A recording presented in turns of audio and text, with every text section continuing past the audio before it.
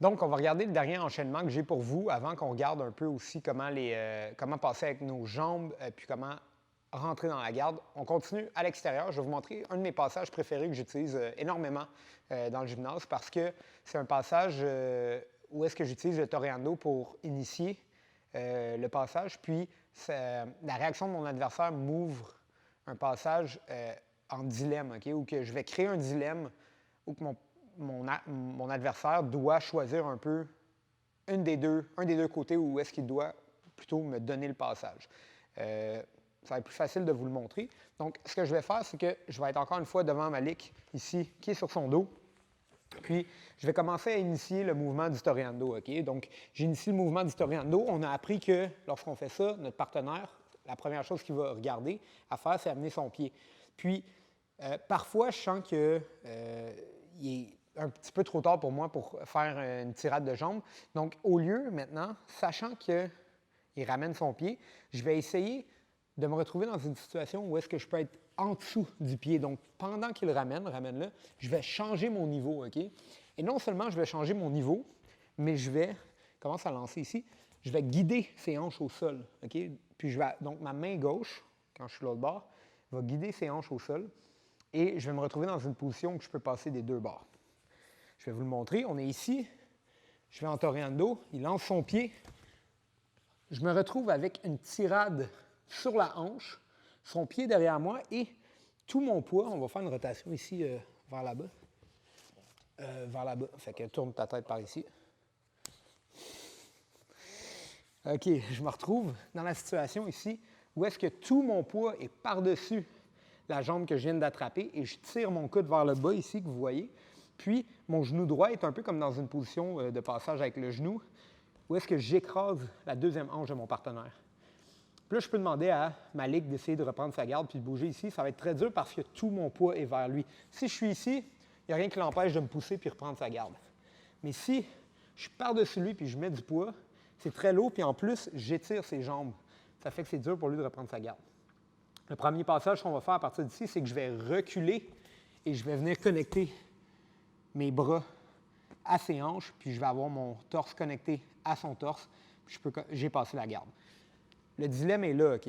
C'est que du moment que je me retrouve dans cette position-là puis que j'ai du poids, Malik sait que si je retourne vers l'arrière, il peut me pousser pour m'empêcher de passer.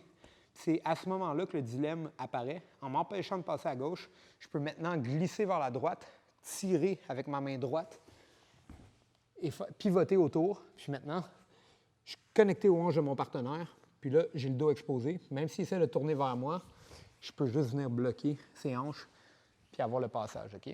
Je vais vous le montrer de l'autre angle ici. Donc, on est sur le dos.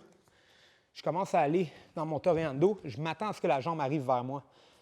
Je baisse tout vers le côté et j'attrape en même temps la hanche. Puis vous voyez, ma main met le poids sur sa hanche, puis ça me permet de me positionner maintenant avec mon genou. Je peux tenir la cheville ou tout simplement avoir une main au matelas. Si Malik reste ici, je peux commencer à passer vers l'arrière puis contrôler les hanches. Si Malik sait et m'empêche de passer vers l'arrière, maintenant, je vais tout, pendant qu'il pousse, je vais tout amener vers le côté, pivoter, puis exposer maintenant le passage et exposer le dos. Potentiellement, mon partenaire pourrait commencer à aller en tortue ici.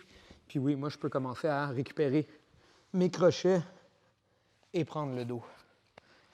Donc, ce qu'on voit encore une fois, c'est que c'est un peu comme quand on joue aux échecs puis on prépare un coup d'avance, c'est que le toreando, je vous ai expliqué, plus le niveau avancé, plus c'est dur de passer la garde.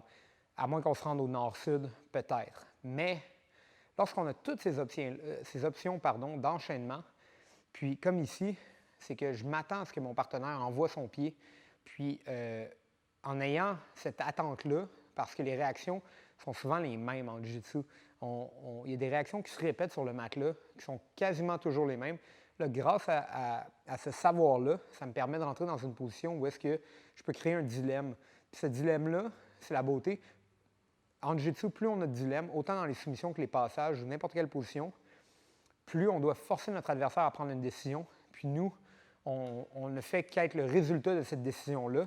Ça nous permet de passer la garde grâce à cette décision que notre adversaire a prise pour nous, au fond. Parce que nous, tout ce qu'on fait, c'est se positionner puis offrir deux options qui ne sont pas très bonnes à notre adversaire, mais qu'il doit prendre. Puis, c'est la beauté des enchaînements, c'est que ça vous permet de créer beaucoup d'options dans votre jeu. Maintenant, ceci étant dit, c'est ce que j'avais à vous présenter sur les passages autour extérieurs de la garde. Maintenant, on va regarder un peu dans les prochains cours qui suivent comment aborder la garde ouverte, mais en entrant à l'intérieur, puis comment compléter les passages à partir de cette position-là.